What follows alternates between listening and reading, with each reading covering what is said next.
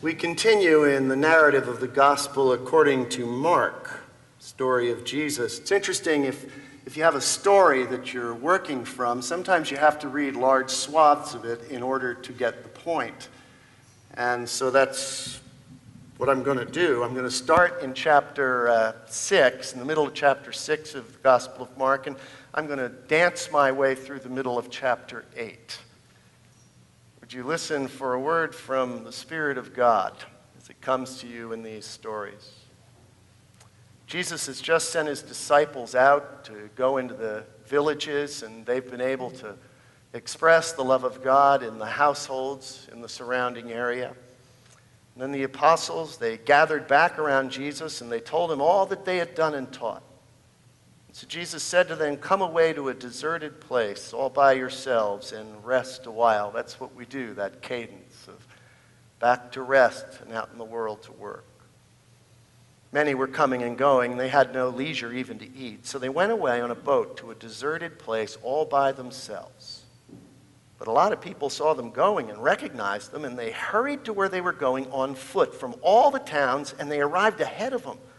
So as Jesus went ashore, he saw a great crowd, and he had compassion for them. He felt for them from the innermost parts of his being, because they were like sheep without a shepherd. So he began to teach them many things. When it grew late, his disciples came to him and said, "This is a deserted place. The hour's now very late, so send them away that they may go into the surrounding country villages and buy something for themselves to eat." But Jesus said, "No, you give them something to eat." They said to him, "Are we to go buy 200 denarii worth of bread and give it to them to eat?" So Jesus said, "Well, how many loaves do you have? Go and see." When they found out, they said, "We have 5 loaves, 2 fish." So he ordered them to get all the people to sit down in groups on the green grass. So they sat down in groups of hundreds and fifties. And taking the 5 loaves and the 2 fish, Jesus looked up to heaven, blessed and broke the loaves, and then gave it to the disciples to set before the people. He divided the 2 fish among them all as well. And all ate and were filled. They took up 12 baskets full of broken pieces and the fish. Those who had eaten the loaves numbered 5,000 men. There's no telling how many women there were.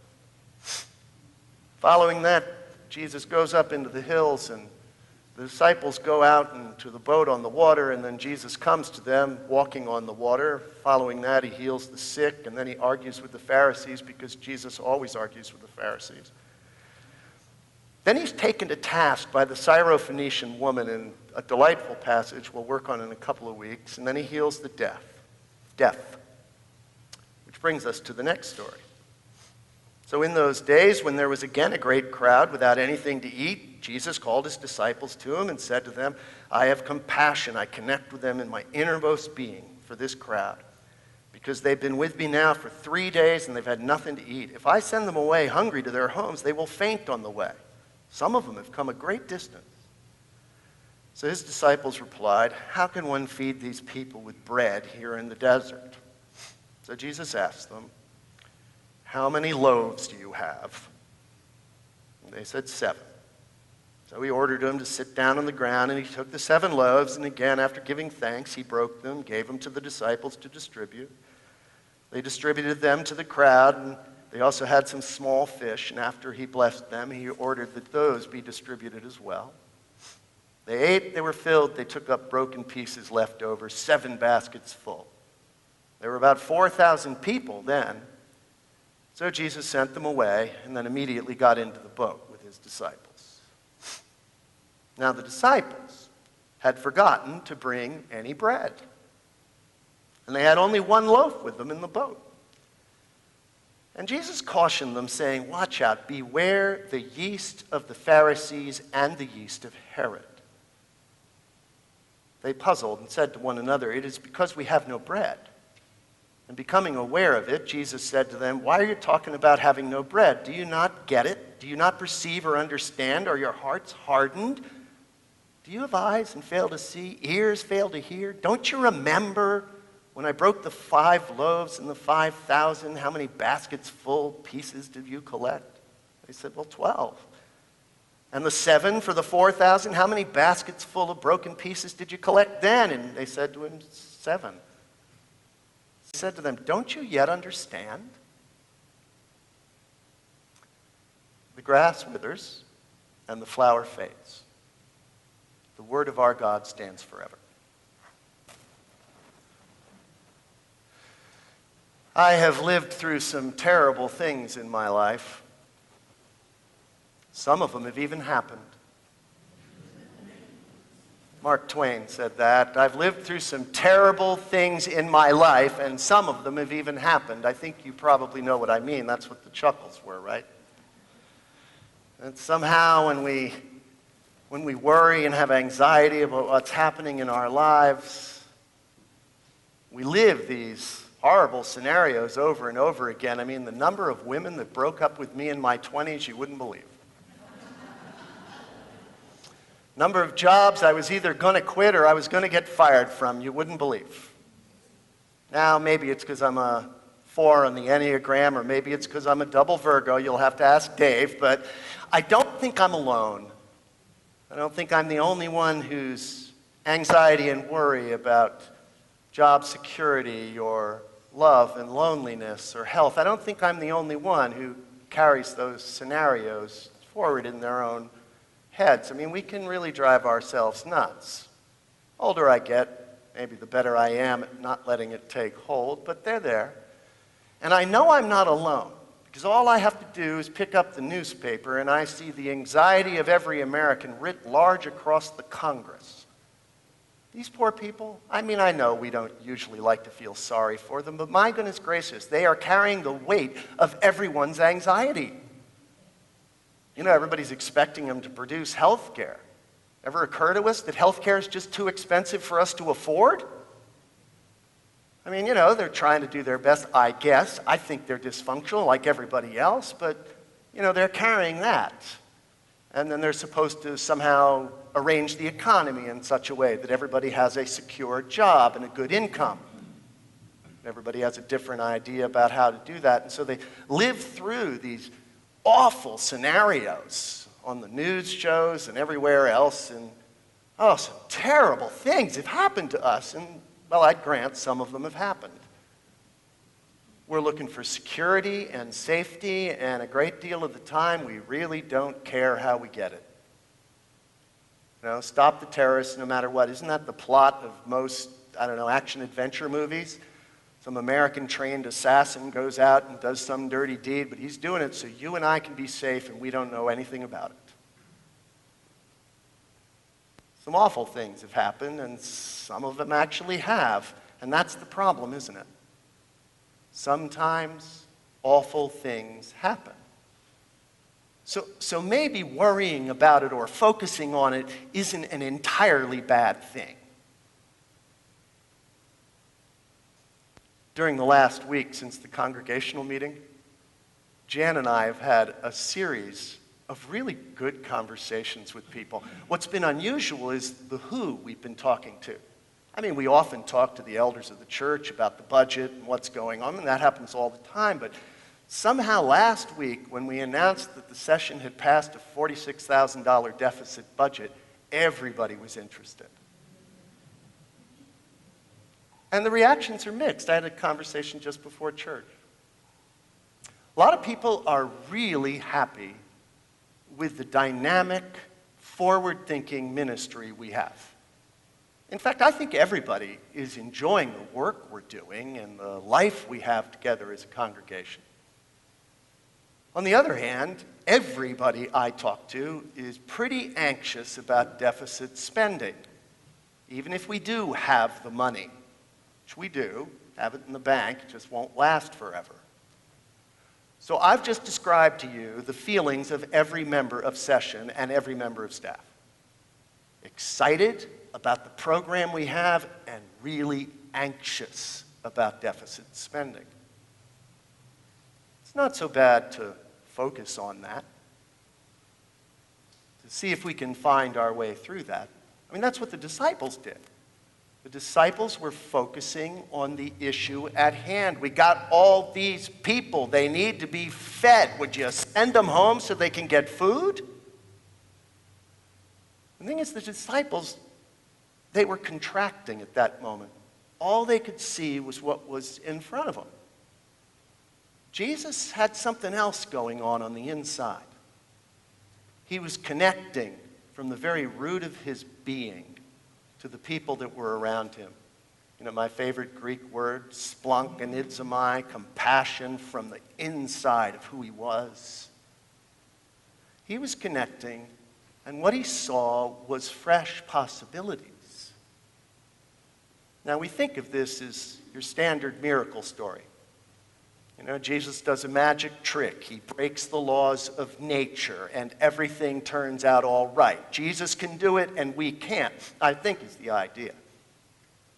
I don't really think that's the point of this story.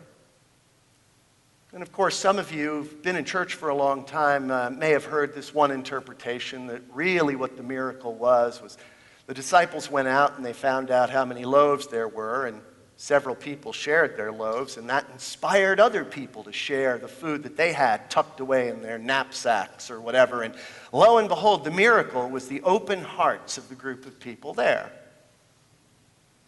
Okay, but I don't think that was the point. I think what we saw is a story there where we are breaking through the boundaries of what's expected. You know, a miracle is when something happens that you didn't know about, that you just couldn't figure out, that you didn't think was going to happen. And to be honest, miracles like that happen all the time. It's the nature of creation. It's how it works. We evolve along, we move along, all of us, we grow, we develop, and we meet some circumstance, and we can't figure out a way around it.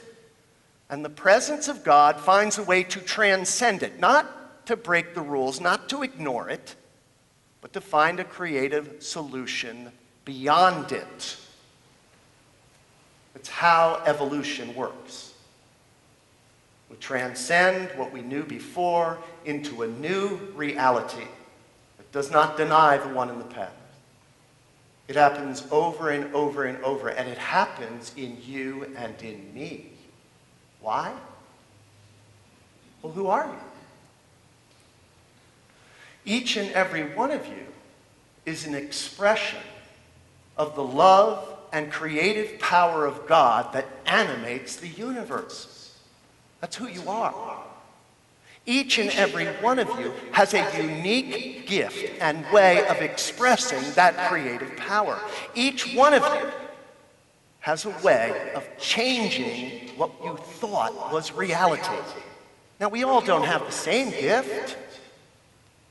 You know, maybe no one here can take a stalk of wheat and make it grow 30, 40, 50-fold. That was up to Norman Borlaug, created dwarf wheat. But the creativity that came out of a human being that was inspired by the love of God, that changes the whole game. Miracles like that happen every day. And they can happen for you, and they can happen for me, and they can happen here. Now, I don't mean to be ridiculous, you understand, because I'm talking about reality. I understand the anxiety that folks feel around deficit spending. Believe me, I'm a little anxious when I look at it myself. But what really encourages me about us is what we've decided to do is be a dynamic presence of the love of God on this corner. That's where you start. We've made some plans. We've got some goals. We've got some steps forward in the right direction. Are they sufficient? I do not know. But what I do know is if we remain committed to being present to the Spirit of God, we will find that creative way forward. I'm going on sabbatical for 4 months at the end of the year. A sabbatical year of a pastor is not the time to pull back. It's just not. So this year, we step out, we move forward because we have visionary leaders. Next year? Well, next year we can have a long conversation, but it won't be a conversation of oh my, what are we going to do? We have to tear everything apart and break it all down. No. No, the conversation is going to be not what we have to cut, but what we want to build. We're going to figure out together what kind of dynamic ministry we are going to build together that lives within the resources that we believe we have. And we get to do it because each one of us is an expression of the creative power and love of God. It's in the nature of things. Jesus said, beware the leaven of the Pharisees and of Herod. Beware the leaven of the Pharisees who contract to put a boundary around their community and conserve and want to keep everything out and everything the same. Beware the leaven of Herod, who's interested in a power structure that allows him to take more than his share. When you face a moment that is too big a challenge and you can't see your way out, you connect with the human beings around you at the deepest level, because there you find the creative power of God. And then you look for what comes next. Some people call them miracles. I call it the ongoing business of the creation of the universe. That's our hope. That's how we get to live. Not contracted, but expanded, looking for what God's next might be. So when you're lonely, when you're living out one of those places where you just feel like there's no security, or the reality of your situation has no hope, well, that's when you seek to connect to other human beings who can remember for you that the power of God will find new solutions, new ways to grow. Novel hope. When you're feeling as though there's no step forward for the people that you love, know that you have a unique gift of love to give them. We can all find ways to make things happen in God's world because God's love comes through us. So beware the leaven of the Pharisees. Oh, don't be stupid. We're not going to ignore the facts. We're going to be hopeful in spite of the facts.